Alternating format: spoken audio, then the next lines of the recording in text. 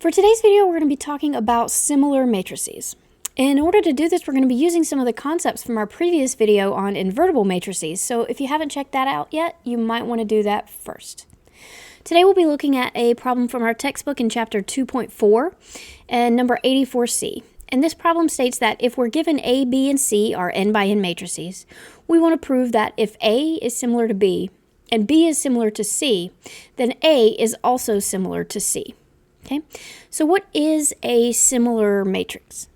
We're actually not going to get that in depth with this yet. We will be coming back to this and talking about it more later on in this series when we talk about coordinates and changing the basis for matrices. But for now, we're going to give a definition for what we will be using for a similar matrix. So we will say that A is similar to B if B equals P inverse times A times P for some invertible matrix P. Okay. And for now, we'll just give some basic facts about similar matrices. They're always going to have the same rank, they're going to have the same determinant, they're going to have the same trace, and they're going to have the same eigenvalues if they are two similar matrices. Similar matrices are also going to follow certain properties, right? They are reflexive, so A would be similar to A. They are symmetric, so if A is similar to B, then B is similar to A. And they are transitive, so if A is similar to B and B is similar to C, then A is also similar to C. And that's the problem that we're going to be looking at proving today. So let's jump right into the proof here. Let's let A, B, and C be n by n matrices, such that A is similar to B, B is similar to C.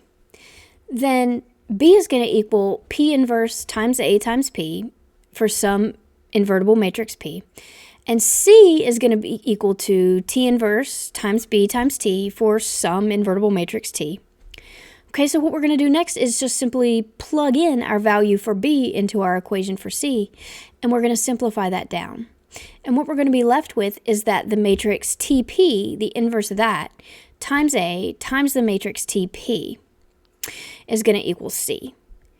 So based on theorem 2.2, which we talked about in our previous video, we know that if T is invertible and P is invertible, then T times P is also invertible.